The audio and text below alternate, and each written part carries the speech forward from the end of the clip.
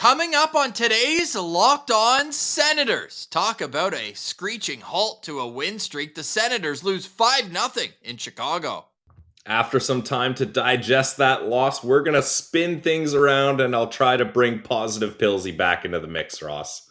All coming up on today's edition of the Locked On Senators podcast. It's your team every day. Your Locked On Senators, your daily podcast on the Ottawa Senators. Part of the Locked On Podcast Network. Your team every day.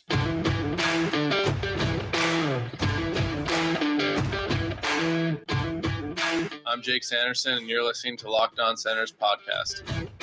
I'm Tim Stützle, and you're listening to the Locked On Senators podcast.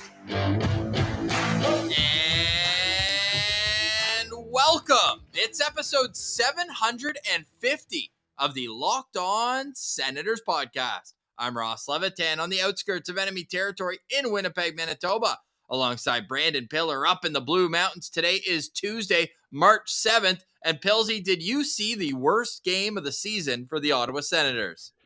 Easily the worst game of the season, Ross. I mean, I can't even express to you how differently I had that going in my mind. The excitement I had when I had the layover in Chicago, the feeling of confidence when we went through the Chicago Blackhawks lineup, getting to the game, the excitement, and then just an absolute stinker.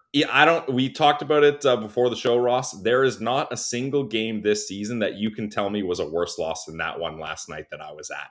Yeah, I mean, there were worse losses in terms of 7-0, but that's against the defending champs. They had a few 5-1 losses to Winnipeg where Josh Norris got hurt. But yeah, it's right up there. And even though the shots on goal certainly tilted in Ottawa's favor, 35-21, the Hawks scored on, 4 of their first 8 shots? Yeah, tough start for Mad Sogard. But look, I mentioned it in the postcast with Jack Richardson. I'm not going to be the hashtag goalie friendly guy, and I'm not going to prop up Mads too much here. It was a bad game for him, but I put a lot of this blame on the rest of the players as there was a lot of puck watching. There was a lot of lackadaisical defensive coverage. The amount of odd man rushes that the Chicago Blackhawks had that night was inexcusable. It was just a brutal effort all around. So no one, like Jack and I, Ross, our Sens Central standouts were not players of the team. It was the travel coordinator for the Sens getting Mando to the game, and I gave the United Center a Sens Central standout. That's where we were at with that one. That's because United Airlines didn't screw you around like Swoop did, eh? So you had to give it a little shout out. Yeah, it is true. United Airlines did help me out. We'll get them as a sponsor, Ross. We can look into that. But yes, the United Center was as awesome as advertised. I will confirm that. Yeah, that's great, man. It's on my bucket list of rinks to go to. But you mentioned Mando had to come up. Dude, what's the deal with Cam Talbot? I'd love to kind of be a fly on the wall in the meetings and figure out what went wrong. Because if he was hurt in the Columbus game, like what was reported, why the heck was he slated to start? And why was there not, like they do with defensemen, where they bring a 7th on a trip, whether he's going to play or not? Why wasn't that decision made before they left on a 5-game road trip where they're going to be as far away from home base as possible? These are great questions, Ross, and I have those same questions. A little Matt Murray-esque, if you will. I'm not saying that that's what's going on, but Ross, when I took off, I was like, okay, Cam Talbot's going to start this game. Here we go. Then I landed, and Sogard's starting, and Mando's coming from Belleville. What happened? I have no idea what happened. Yeah. It seemed like he tweaked something during the day because it was before warm-ups, right? Yes. Yeah. It's not like something happened in warm-up, and you're like, oh, it's midday. It's like, you know what? I can't go tonight. Like, I don't know, man. That's a tough position to put your young goalie in. And we saw that with Matt Murray in Toronto, where Joey Daccord had to go in and play his first NHL game. So I'm not saying that because there's not a history of this with Cam Talbot the way there is with number 30 in Toronto. But there is kind of a few questions that arise when you're starting goalie who's played the last number of games and won them. He just all of a sudden can't play in the middle of a day after being on the ice for the morning skate, after being named the starting goalie. And that kind of threw a wrench, I think, into the psyche of this entire team. Yeah. I mean, maybe that's me giving them an excuse, but it just felt like without Cam Talbot, they got some pressure early, But from catching up on the game, it seemed like once they hit the post, right? Giroux hit the post early, and after that, they're just like, all right, we'll get it. Eventually, it'll go in type attitude. No, Ross, that was the attitude and the mindset that I observed from being at the game. This was a trap game, and the Ottawa Senators have peanut butter and cheese all over them. They bit hard on this trap, and this was a game where it really seemed like they thought that they could just easily walk over this Chicago team, and they got stomped, they got beat down, they got embarrassed. There's a million different adjectives I could use for how upsetting and disappointed I was in this Sens effort. And the issue was, Ross, when they started getting down a couple goals, the mindset of everyone seemed to be, okay, let's cheat offensively and we'll get a couple quick ones and we're right back into this one. So they're leaving the zone before the puck's out. They're doing drop passes without checking if anyone's behind them. They're not playing hard. They're not forechecking hard. They're not battling in the corners. They're just letting this Blackhawks team do whatever they want. Seth Jones snuck behind the defense 2 times for easy goals. Like, it was very clear that the Senators came into this game being like, we'll just win this game and we'll move on here. But they weren't even close here. But you know what? I got to give stick taps too. Hashtag goalie friendly show. Alex Stalock played an incredible game. Like, he really deserves a lot of credit as he played very well. And obviously he did more than just play well. He got under the skin of Brady Tkachuk in a big way. Yeah, he certainly did. How about DJ Smith throwing the goon line out there? He threw out Kaslik, Watson, and Brady. Clearly premeditated something was going to happen. I honestly think that was Brady being like, look, DJ, like, we're down bad. I am absolutely furious here. I need to get some of this pent up rage out. Put me out there. He had already fought Jared Tenorti earlier in the game at that point, right? Beat the absolute wheels off him too. And Ross, this was something, I don't know, I haven't watched the replay on the broadcast, so I'm not sure what view you guys got at home, but from the rink, Brady was shoved into Alex Stalock, like clearly shoved, like very obviously. And Stalock goes down, and the Blackhawks are pissed about it, and they start jawing and trying to cross-check Brady. And Brady's being like, "What are you doing? Like, you pushed me into him." And the ref even goes like, "Guys, enough of this." Like, he even does the motion. He's like, "You pushed him." And then they keep going at him, and Brady's like, I'm not dealing with this crap. Like, if you guys want to do this, who wants it? Who wants it? And Jared Tenorti decided that he wanted it, and he got it. Brady beat the absolute wheels off him. Almost 10 years to the month away from when Chris Phillips beat the wheels off of Jared Tenorti. Now it's Brady Tkachuk's turn. And that was an attempt, I would imagine, as well, to inject some emotion into the game for the Ottawa Senators, who I believe were down 4-0 at that point, if not 3-0.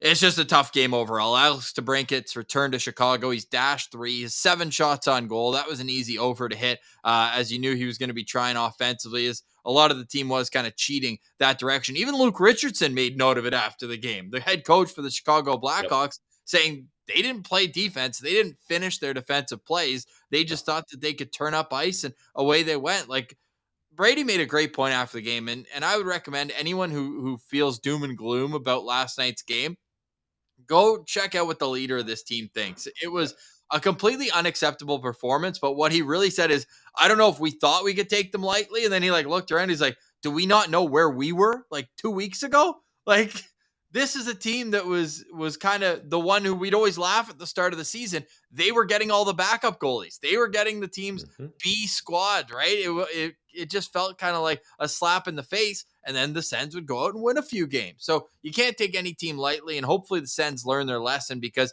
they almost imperatively have to win 2 of the next 3.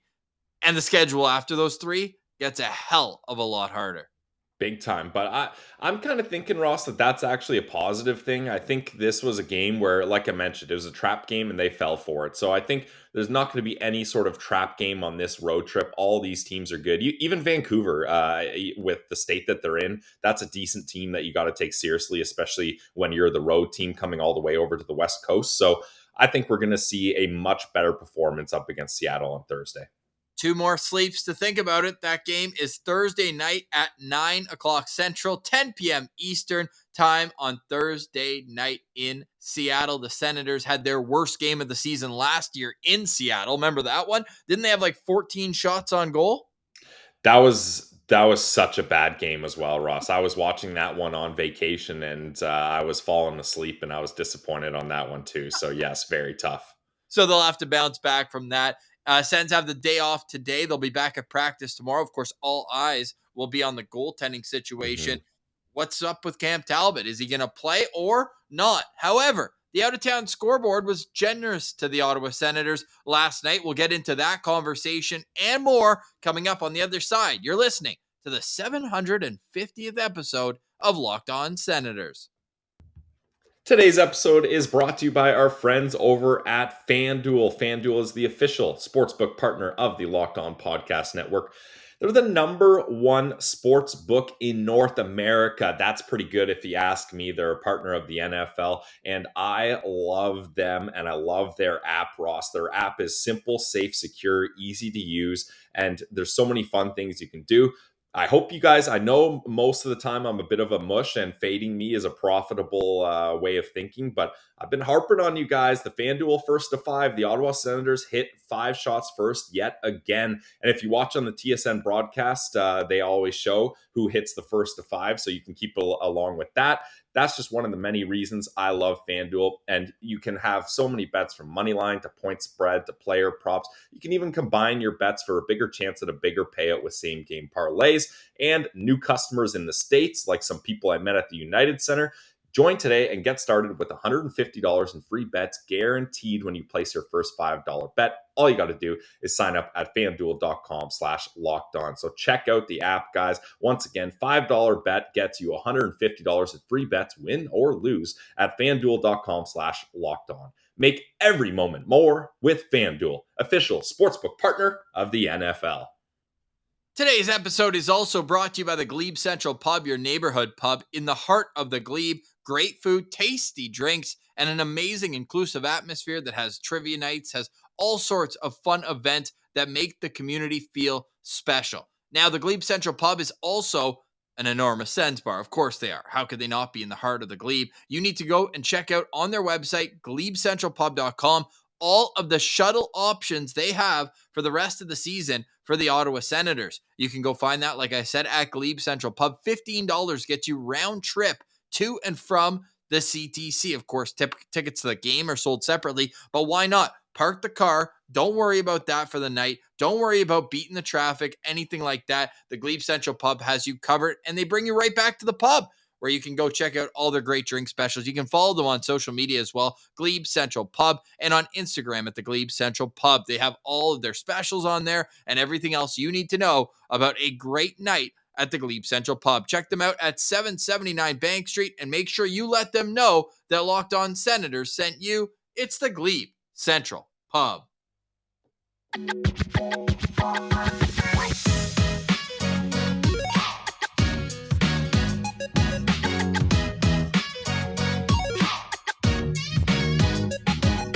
All right, Pilsy.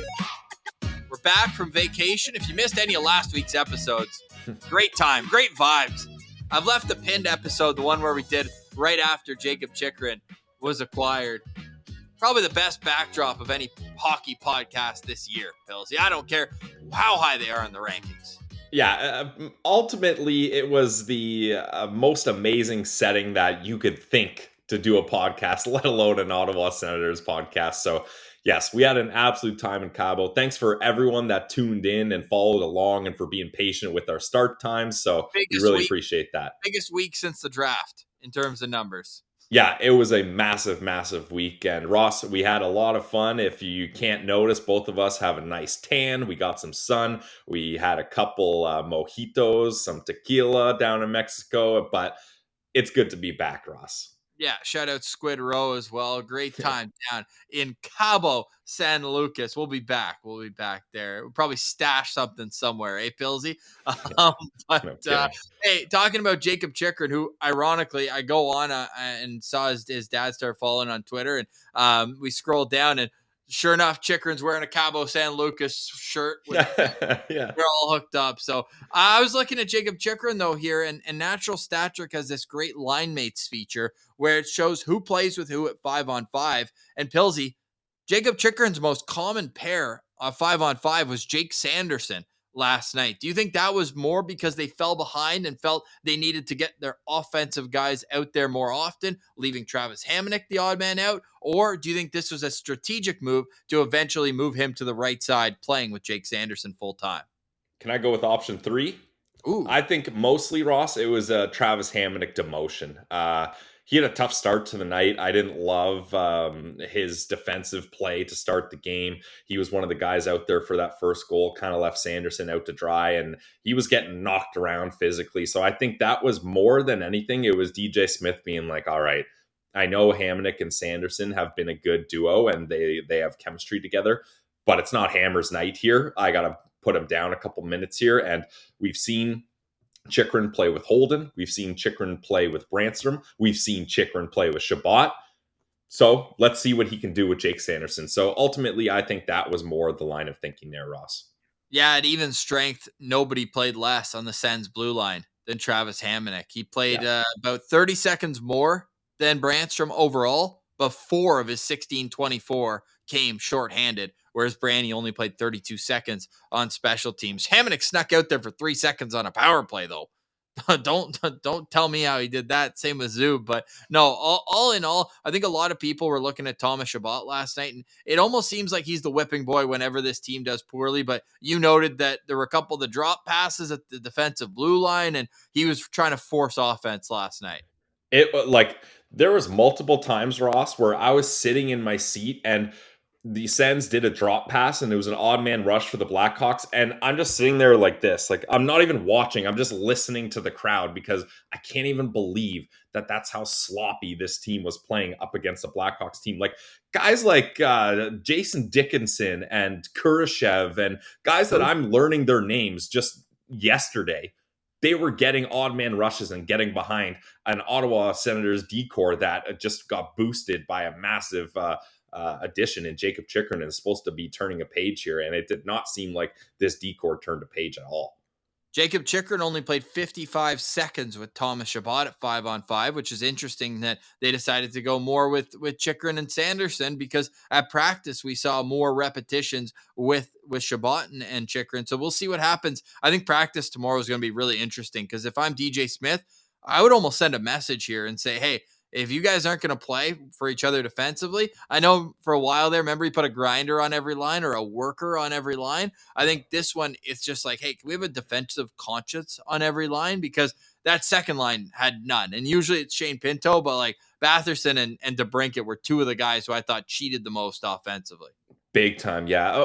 Ross, I think I would have a different approach if I'm DJ Smith here. I think if I'm DJ Smith, I don't say a word about that game. The players know. Like, Brady Tkachuk fully owned up to it. I mean, I can just imagine what Claude Giroux said. You got to imagine what Jacob Chikrin's thinking when he gets to the team and they have a performance like this up against Chicago. I think you 100% burn the tape, move on. I don't think you do a bag skate. I don't think you have a rah-rah speech and kick the garbage can down. They know. And if anyone's going to do that, it's Brady Tkachuk. He showed how frustrated he was last night. I think you just say, all right, Pierre Dorion got you what you wanted. Giroux, you had him promise that he would get a defenseman. Derek Brassard, you went to the media and implored Dorion to help this team out. He did that. We're coaching. We're trying to give you guys in spots to succeed. You guys dropped the ball in a major way. You fix this. It's on you.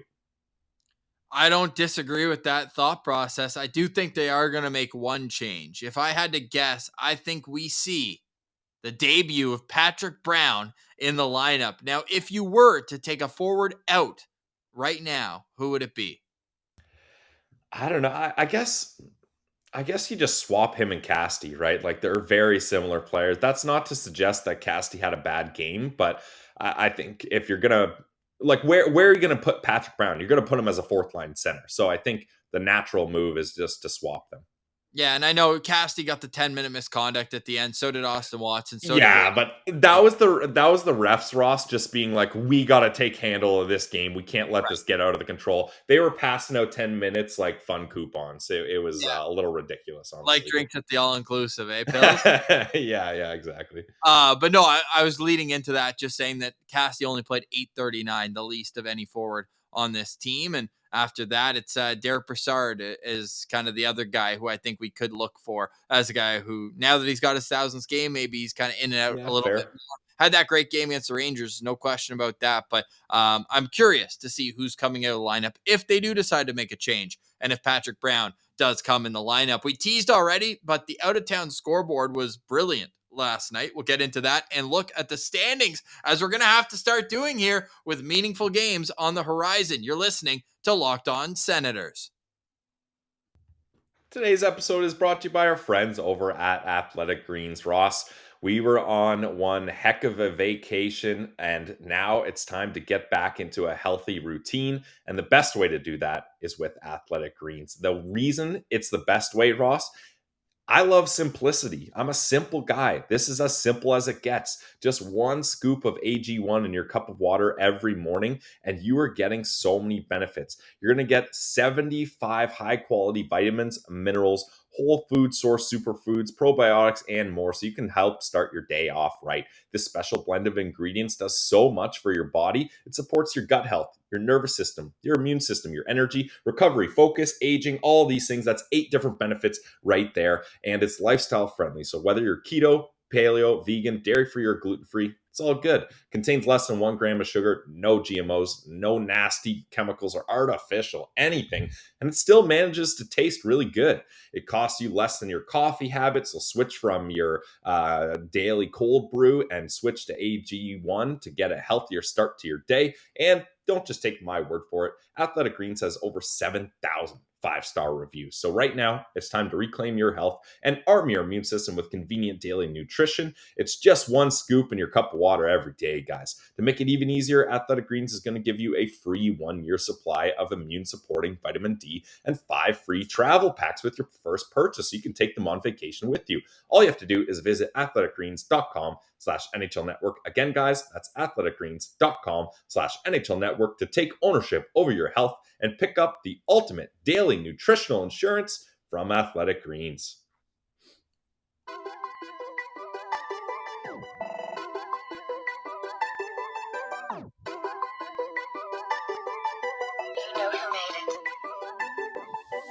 All right, Pilsy. Meaningful game season is here in Ottawa. I almost feel like the benchmark for it should be the Detroit game. So the Senators are 4-1 in meaningful game season. How's that for a spin zone? Is that positive Pilsy enough for you? It certainly is, and guys, I was down bad last night. If you stayed up late for the postcast, I appreciate that. But I'm turning the page. It's time for positive Pilsy to make a return and shout out our guy Doodling Daryl. As I don't know if you guys have seen a little tease of the shirt I got here, but this is a one of a kind positive Pilsy shirt. So big shout out to Doodling Daryl for that, as it literally is a one of a kind. It's not on his website, and he used a different company to have this one designed for me. So that's just hilarious, and I'm glad it's catching on. And hey, if I can be known for anything being positive, that's something I'm trying to bring a little extra happiness and a little upbeat energy to the world. So shout out Doodling Daryl for the gift. And Ross, your t-shirt, the Who Wants It tee, is on the way as well. So we're going to be rocking those as we move forward. Do you have yours? I do. Hey, show us that. We need to see the Who Wants It t-shirt. By the way, 25 of them were ordered to the CTC. It's not with me right now. You want me to run and get it? It's in my other room. Dance. I'll dance. All right. Here. Pilsy's got to get this in the mix for us here. Locked On Senators, the official positive podcast of the Ottawa Senators. Watch this. Watch what I can do here on YouTube. Bang. All right. Now, let's take a look at the standings going into tonight's game, and we'll get Pilsy's take on this right when he's back. Oh, Pilsy went with the Olympic sprint here, and he's back already. Let's go. Let's see it. That was quick. You're muted, but I got you. You're good. Who wants it? Dude, look at that. That's so sharp. I love it. Get Pretty yours. awesome. Get yours. Doodling Daryl does great stuff. You guys go support him on his website. He's got lots of great art, and he's a big part of the community. So last night, the Ottawa Senators were able to have a little solace in the fact that the Buffalo Sabres lost in regulation to the Edmonton Oilers 3-2 at home, may I add. And on the road, the LA Kings got a 4-2 win over the Washington Capitals.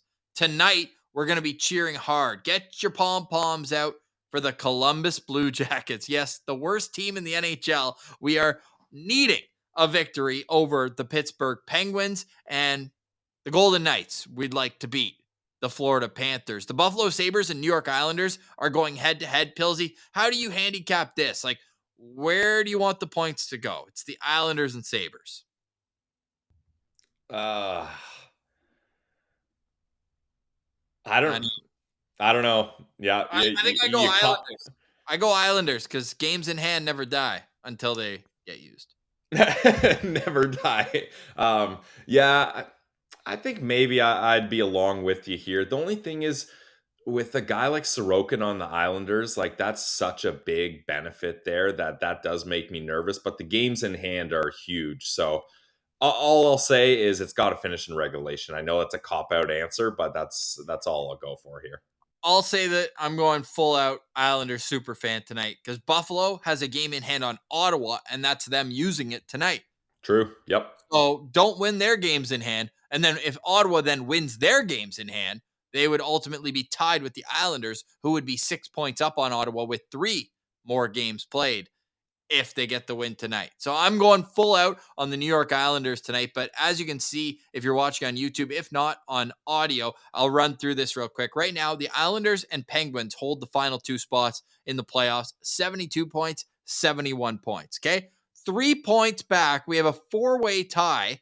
Buffalo's played 62 games. Ottawa's played 63. Florida's played 64. And Washington's played 65. So everyone has a different number of games played, but everyone tied at 68 points. So this Pittsburgh team is in tough to try to maintain that second spot. And I think that them having Columbus tonight, I hope that it's as bad of a trap game as Ottawa's was. It's at home too. It's in Pittsburgh. Yeah, we need the Blue Jackets to get going here. Oh, Road Warriors. Yeah. And then there's only 3 games on the docket tomorrow, and none really matter because we've decided that the Red Wings, rather, who are playing the Blackhawks, are dead and gone. So until Ottawa plays Thursday in Seattle, these games tonight are the only ones that have an immediate impact on the Senators. Now, Thursday, we're not to look too far ahead, but Thursday, guess what? The Islanders and Penguins play, Pilsy. Like, oh geez, my God. Wow. Interdivisional and interconference games are just kind of, somebody's got to win, but also somebody's got to lose. So you just hope for the no 3-point games. But Dallas is in Buffalo. That's a tough game for them too, right? We talked about how Ottawa's on a tough road trip. Like, Dallas is a great team. So I'm curious to see how that's going to go for them. And these games will all be finished, right, on Thursday by the time that Ottawa steps on the ice at 10 o'clock Eastern. So very curious to see how these next couple days of scoreboard watching goes as Thursday, Washington is back home from LA playing against the New Jersey Devils. So lots of exciting times ahead, Pilsy, as the playoff race is here. And despite an awful, horrific, embarrassing showing last night against the Chicago Blackhawks, the Senators didn't lose any ground in the race. None whatsoever. Yeah, if we're sticking to positive Pilsy and looking for good spin zones, that's it right there, Ross. So I'll hold on to that. Yes, we will. We'll hold on to that until tomorrow. We're going to look for a Sens Central citizen as well. Timing might be tough for this week, but we'll have plenty of great content for you. And we're going to touch on the Belleville Sens a little bit more because this is a team that, they seem down and out, but I don't know, a little runaway. And we got to give some stick taps to a few guys down there who are playing really well. Also, a note on Oscar Pettersson over in Sweden, friend of the show there. So that's all coming up. But Pilsy, I need some final thoughts for you on this Tuesday edition of Locked On Senators that just feels strange being on the other side of the computer. Yeah, it really does feel strange. We were getting pretty comfy in our little podcast studio in Cabo in the hotel room, but it is good to be back. Final thoughts for me is, like I mentioned, burn that tape, then the ashes, put them in a paper shredder, then take the ashes and the paper shredder, put an anchor on it, sink it to the bottom of the sea, and dig a hole and cover that hole. I never want to hear about that Blackhawks game ever again. And Ross, I mentioned it on the postcast yesterday. I am officially, for the foreseeable future, boycotting any Chicago, Ottawa Senators hockey games, seeing them in person. I will not be doing that for a long time. Okay, a long time, but no official amount of time given. Well, I mean, if there's like a special night, like when Brady Tkachuk gets his jersey retired or something like that down the road, I'll probably, if they're up against the Blackhawks, I'll probably make an appearance. So I don't want to put too much of a disclaimer on there, but certainly not next year and certainly not the year after. I don't think I'll be have boots on the ground for any Blackhawks Senators performances. I can't make that same promise, but I do feel very sorry for you. And I was going to change up my whole itinerary. It sounded like so much fun. Unfortunately, no direct Right? Chicago to Winnipeg. So very happy I didn't do that. And Yeah. instead decided to just sit on a tarmac for 5 hours and watch Twitter implode from everyone just saying that this is the worst hockey team they've ever seen in the NHL. Yeah. Brutal. Wild. All right, we'll be back tomorrow. Hit us up in the comments if there's anything in particular you want us to get into. Any questions, concerns, comments, we'll be here for you along the way. For Brandon Piller, I'm Ross Levitan, and this has been the Locked On Senators podcast. Your team every day.